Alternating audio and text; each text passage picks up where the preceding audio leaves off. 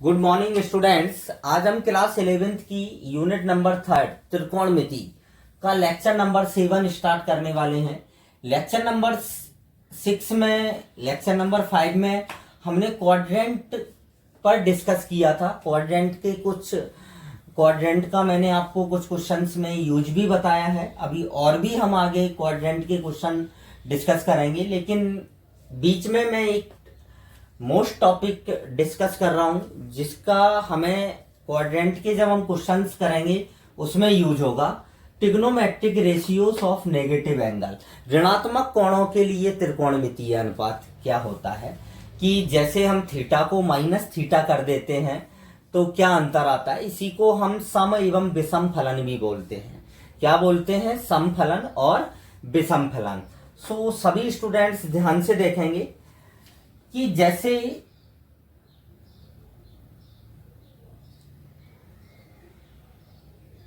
ये है x axis and ये है आपका वाई एक्सिस। ये आपका नेगेटिव वाई एक्सिस है। क्या है? नेगेटिव वाई एक्सिस है। अब आप देखें यहां पर, जैसे मैंने कोई पॉइंट ले लिया यहां पर P के कोऑर्डिनेट्स हैं आपके x, y। P के कोऑर्डिनेट्स क्या ले लिए मैंने? x, y। इससे इस पर एक परपेंडिकुलर डाला, लंब डाला आपने इस तरह। इस लंब की लंबाई क्या होगी? y, और ये क्या होगा आपका x। ये आपका x होगा और इससे इसको आप मिला दें, ये आपका एंगल होगा थीटा। ये एंगल क्या होगा? आपका थीटा होगा। इसको मैंने m मान लिया। तो मैंने आपको जब स्टार्टिंग में जब एंगल बताया था तो उस समय मैंने बताया था कि अगर घूर्णन एंटी क्लॉकवाइज है तो थीटा पॉजिटिव होता है, और अगर घूर्णन क्लॉकवाइज हो जाए तो थीटा नेगेटिव होता है। तो अब मैंने इसी को ही यूं घुमाया। अभी मैंने इसको इस टाइप से घुमाया था, अब मैंने इसको इस टाइप से घुमाया तो ये पॉइंट नए कोऑर्डिनेट्स आ जाएंगे P डैश। इसके कोऑर्डिनेट्स आ जाएंगे x और माइनस का y। क्या आएगा? x और माइनस का y, क्योंकि ये सेकंड क्वाड्रेंट में पहुंच गया। किसमें पहुंच गया? फोर्थ क्वाड्रेंट में पहुंच गया। और y axis below x axis है तो y नेगेटिव हो जाएगा, और इसको इससे आपने मिला दिया। अब आप ये देखें कि ये जो एंगल होगा ये आपका माइनस थीटा हो जाएगा। ये एंगल कौन सा हो जाएगा? आपका माइनस थीटा हो जाएगा। इसको मैंने r ले लिया, ये भी r है, और ये आपका x है OM, और ये क्या हो जाएगा? आपका माइनस बाई हो जाएगा। कितना हो जाएगा? माइनस का बाई, क्योंकि बिलो है, x एक्सिस से नीचे है। तो अब आप देखें कि अगर हम इस थीटा में बात करें तो ये लंब होता है। क्या होता है? लंब। ये आधार होगा और ये आपका कर्ण होगा। और अगर हम OMP डैश में बात करें तो लंब ये है, आधार ये है और कर्ण ये है, मतलब लंब ऋणात्मक हो गया। लंब कैसा हो गया? नेगेटिव। सो सभी स्टूडेंट ध्यान से देखेंगे। यहां पर सबसे पहले मैंने लिया समकोण त्रिभुज, समकोण त्रिभुज OPM में, समकोण त्रिभुज OPM में मतलब साइन थीटा निकाला। तो साइन थीटा क्या होता है? लंब बटा कर्ण, मतलब y अपॉन क्या आ गया? r आ गया। अब देखें, अब हम नीचे वाला समकोण त्रिभुज ले रहे हैं, समकोण त्रिभुज OP-M में। तो आपका थीटा क्या हो गया सर? Minus theta. तो साइन माइनस थीटा आ गया, और इक्वल में क्या आ जाएगा? माइनस का y अपॉन r।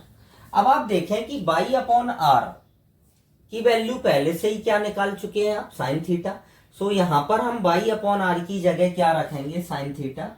सो क्या आ जाएगा? Sine minus theta equal to आ जाएगा माइनस साइन थीटा। ये होता है आपका ऋणात्मक कोणों के लिए। तो मतलब साइन, अगर साइन के अंदर नेगेटिव एंगल है तो वो माइनस का हो जाएगा। इसी को हम बोल सकते हैं ये एक विषम फलन है कि थीटा की जगह हमने माइनस थीटा रखा तो पूरा मान ही कैसा हो गया, ऋणात्मक हो गया। तो ऐसे फलन को हम क्या बोलते हैं, विषम फलन। ये विषम फलन है, इंग्लिश में इसको ऑड फंक्शन बोलते हैं। क्या बोलते हैं, ऑड फंक्शन। अब आप ये देखें कि साइन जो है वो नेगेटिव क्यों हुआ। साइन नेगेटिव इसीलिए हुआ कि साइन लंब पर डिपेंड करता है। साइन किस पर डिपेंड करता है, लंब पर। और डाटा तो कोई भी चेंज नहीं हुए, आ रहा, ये भी एक्स रहा, केवल ये डाटा चेंज हुआ। मतलब वे त्रिकोणमितीय अनुपात ऋणात्मक हो जाएंगे जो लंब पर निर्भर करते हैं, और वो उन पर कोई प्रभाव नहीं पड़ेगा माइनस थीटा का जो लंब पर निर्भर नहीं करते हैं। जैसे कॉस आधार बटा कर्ण होता है, इसीलिए हम कॉस अगर माइनस थीटा निकालते हैं तो ये प्लस का कॉस थीटा आता है। इसीलिए इसको हम सम फलन बोलते हैं कि अगर आपने थीटा की जगह माइनस थीटा रखा तो कॉस पर किसी भी प्रकार का कोई इफेक्ट नहीं आया। टेन माइनस थीटा लंब बटा आधार, मतलब ये ऋणात्मक आपका हो जाएगा। सो ये कैसा फलन होगा, आपका विषम फलन होगा। कैसा फलन होगा, विषम फलन। यहां पर बाकी लिखे देता हूं, कोसेक माइनस थीटा, निश्चित बात है ये भी आपका नेगेटिव हो जाएगा, माइनस का कोसेक थीटा हो जाएगा। कॉट माइनस थीटा माइनस का कॉट थीटा हो जाएगा, और सेक माइनस, सेक पर कोई प्रभाव नहीं पड़ेगा क्योंकि सेक लंब पर निर्भर नहीं करता है। तो ये होता है आपका नेगेटिव एंगल्स के लिए त्रिकोणमितीय अनुपात। अब हम इसका भी यूज करेंगे चतुर्थांश के क्वेश्चंस में। सो इजी है सभी। ये इसका प्रूफ था कि इन केस कोई आपसे पूछता है कि sine minus theta minus sine theta क्यों होता है भाई, तो आप इस तरह से त्रिभुज बनाकर उसको एक्सप्लेन कर सकते हैं। सो आप इसको नोट करें, फिर हम आगे बढ़ते हैं। अब हम क्वाड्रेंट के और क्वेश्चंस पर डिस्कस करते हैं। उस दिन मैंने आपको लेक्चर नंबर 6 में लगभग 360 तक के मानों के बारे में मैंने आपको बता दिया था। अब हम 360 प्लस में चलते हैं, तो कैसे निकालते हैं ये आपको ध्यान से देखना है। जैसे आपको दिया साइन -660, -660 का मान निकालना है आपको, ध्यान से देखेंगे। तो सबसे पहले तो इस माइनस का हिसाब करना है। साइन नेगेटिव एंगल होता है तो वो क्या हो जाता है, माइनस का साइन 660, ये आ गया। अब 660 360 से बड़ा होता है, तो कैसे करेंगे इसको। जैसे हम एक चक्कर लगाते हैं तो 360 डिग्री का कोण बन जाता है। फिर हम दूसरे चक्कर की तरफ चलते हैं, तो दूसरा चक्कर अगर हम पूरा कंप्लीट करते हैं तो वो 720 डिग्री हो जाता है। कितना हो जाता है, 720 डिग्री। तो हम निश्चित बात है 2 चक्कर चलने के बाद 2 बार जब ये साइकिल चला लेंगे तो 720 पर पहुंच जाएंगे। कहां पर पहुंचेंगे, 720 पर। अब भाई 720 और ये कितना है आपका 660, तो 720 में से अगर हम 660 घटा देंगे, वो 60 घटा देंगे तो आपको क्या मिलेगा, 660 मिल जाएगा। सो हम यही काम करेंगे इस क्वेश्चन में, ध्यान से देखेंगे। माइनस का 2 गुणा 360, 2 बार चक्कर, 2 चक्कर लगाए। कितने चक्कर लगाए, 2 चक्कर। एक चक्कर में कितने का कोण बनता है, 360। अब माइनस लगा के मैंने इसको 60 लिख दिया। अब आप देखें कि इस 2 को तो थोड़ी देर के लिए भूल जाए, 360 माइनस थीटा आ रहा है, और 360 माइनस थीटा आपका कौन सा क्वाड्रेंट होता है, फोर्थ क्वाड्रेंट। कौन सा क्वाड्रेंट होता है आपका, फोर्थ क्वाड्रेंट। और फोर्थ क्वाड्रेंट में साइन नेगेटिव होता है। साइन कैसा होता है आपका, नेगेटिव होता है। और 360 के केस में कोई भी त्रिकोणमितीय अनुपात में परिवर्तन नहीं होता है। तो नेगेटिव होगा, और नेगेटिव आपके पास पहले से ही है, तो ये क्या हो जाएगा, पॉजिटिव। तो ये आ जाएगा साइन 60, और साइन 60 का मान कितना होता है भाई, √3/2। तो इस टाइप से हम यूज करते हैं। नेक्स्ट लिखता हूं second number, cos 765, cos 765 degree का मान निकालना है। कैसे निकालेंगे भाई, फिर से देखते हैं इधर ही। वापिस आप 360 एक चक्कर लगाया, दूसरा चक्कर लगाया तो 720, 720 प्लस कितना करना पड़ेगा 45, कितना करना पड़ेगा 45। तो इसको हम कैसे लिखेंगे भाई, सीधा लिखेंगे 2 गुणा 360 प्लस में क्या आ जाएगा 45। अब 360 प्लस थीटा आया, कौन सा क्वाड्रेंट, फर्स्ट क्वाड्रेंट। फर्स्ट में सारे आपके त्रिकोणमितीय अनुपात पॉजिटिव होते हैं, तो ये क्या आ जाएगा cos 45 आ जाएगा। और cos 45 की वैल्यू क्या आ जाएगी आपकी 1/√2 आ जाएगी। कितना आ जाएगा 1/√2 आ जाएगा। अब नेक्स्ट चलते हैं थर्ड नंबर। जैसे 10 माइनस का 510 डिग्री है, जैसे कितना है माइनस का 510 डिग्री है, तो सबसे पहले तो हम किसका हिसाब पूरा करेंगे, इस माइनस का। tan माइनस थीटा मैंने अभी आपको थोड़ी देर पहले बताया। tan माइनस थीटा क्या होता है, माइनस का tan थीटा होता है, तो ये आ जाएगा माइनस का tan 510। अब 510 अगर हम एक साइकिल चलाते हैं तो 360, दूसरी चक्कर लगाते हैं तो 720, 720 और 510 में मेजर डिफरेंस, काफी डिफरेंस होता है। तो आप ये देखें, जैसे हमने 360 अलग निकाल लिया। अब 360 अलग निकालने के बाद इसमें कितना जोड़ा जाएगा 150, कितना जोड़ा जाएगा 150। तो 360 प्लस 150 हुआ ना, तो 360 प्लस 150 मतलब फर्स्ट क्वाड्रेंट, तो 10 150 हो जाएगा। ये कितना हो जाएगा 10 150 हो जाएगा, माइनस का 10 150। अब भाई 150 कौन से क्वाड्रेंट में पहुंचेगा आपका 90 से 180, मतलब दूसरे क्वाड्रेंट में। दूसरे क्वाड्रेंट में तो आप इसी को ऐसे लिख सकते हैं, माइनस का बाहर ये 180 minus 30, 180 minus 30 second quadrant 10 negative, तो ये वापस कैसा पॉजिटिव, तो ये कितना आ गया 1030। तो 1030 की वैल्यू क्या होती है आपकी 1/√3, कितना होता है 1/√3। अब हम और आगे बढ़ते हैं और बड़े कोणों की तरफ जाते हैं भाई। जैसे फोर्थ नंबर आता है कॉस 1380 डिग्री,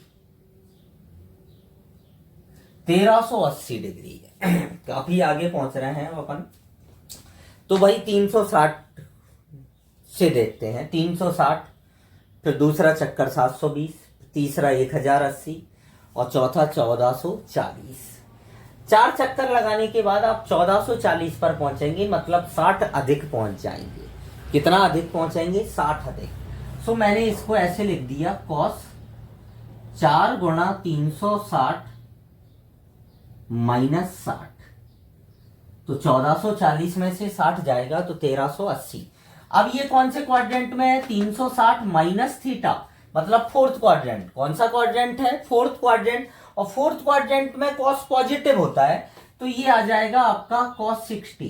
कितना आएगा कॉस 60, और कॉस 60 की वैल्यू आपकी कितनी होती है 1/2। कॉस 60 की वैल्यू कितनी होती है आपकी 1/2। सो ये आपका क्या आ गया, आंसर आ गया। नेक्स्ट आता है इससे भी 10 1440 10।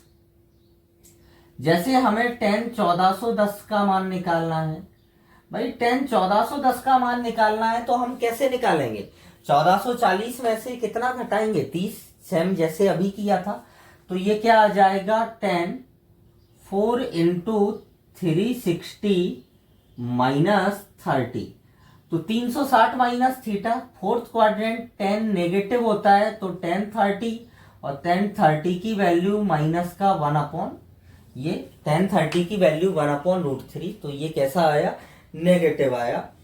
अब आता है कॉसेक, एक और देखते हैं हम, cosec minus 2010 degree, minus 2010 degree.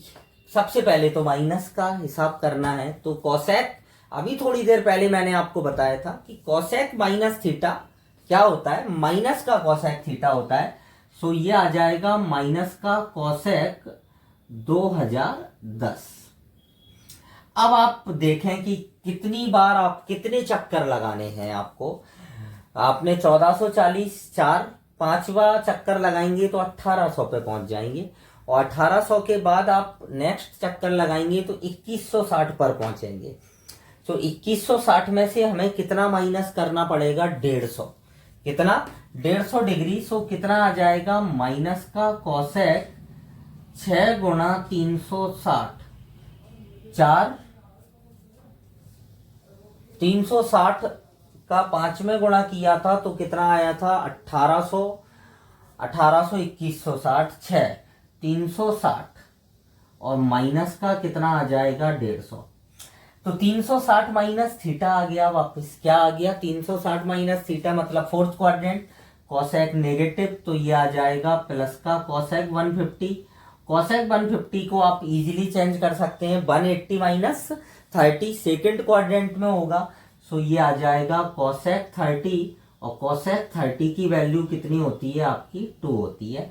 सो ये आपका क्या आ जाएगा, आंसर आ जाएगा। सो सभी स्टूडेंट्स इनको नोट करें और भी हम डिस्कस करते हैं।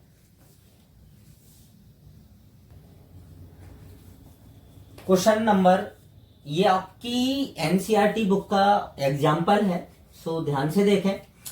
क्या है, इसके दो मेथड हैं आपके पास। एक तो होता है कि आप रेडियन से ही सॉल्व करें क्वेश्चन को, और एक होता है आप डिग्री में चेंज कर लें, जिसको इजी लगता है डिग्री से चेंज करके करना, सो आप डिग्री से कर सकते हैं। जिसको डायरेक्ट कर सकता है वो डायरेक्ट। तो मैं तो आपको दोनों ही मेथड से बता रहा हूं, ध्यान से देखना। सबसे पहले मैं डिग्री से बता रहा हूं, 31 pi upon 3 into 180 upon pi से मल्टीप्लाई।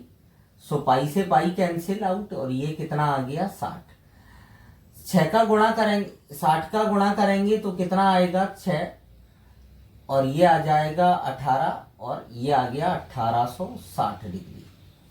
1860 डिग्री अभी हमने, अगर हम 5 बार 5 चक्कर लगाते हैं तो 5 गुणा 360 18 होता है, प्लस 60 डिग्री। तो 360 प्लस थीटा कौन से क्वाड्रेंट में, फर्स्ट क्वाड्रेंट में, तो साइन 60 कितना आ जाएगा, √3/2। अब इसी क्वेश्चन को आप ऐसे कभी लिख सकते हैं कि साइन 31 पाई अपॉन 3 है। तो मैंने क्या किया, 30 पाई तो अलग कर दिया और 1 पाई अलग कर दिया। 30 पाई में अगर अपन 3 से भाग देंगे तो 10 पाई आ जाएगा। कितना आ जाएगा, 10 पाई। 10 पाई आ गया, और एक जो पाई अलग किया था तो पाई/3 अलग बच जाएगा। सो ये 180, ये भी आ गया 360 प्लस थीटा। सो ये आ जाएगा साइन पाई/3, और साइन पाई/3 की वैल्यू भी कितनी होती है, √3/2। तो किसी, वैसे मोस्टली स्टूडेंट्स को इससे सिंपल लगता है डिग्री में चेंज करके। आप इस क्वेश्चन को इस टाइप से भी कर सकते हैं। अब हम नेक्स्ट क्वेश्चन देखते हैं, कोसेक, ये भी आपके एग्जाम्पल का क्वेश्चन है। कॉस माइनस का 1710 डिग्री, माइनस 1710 डिग्री। ध्यान से देखें, कॉस माइनस थीटा, कॉस पर माइनस का कोई भी फर्क नहीं पड़ता है, तो ये माइनस 1710, इसको हम क्या लिख सकते हैं, कॉस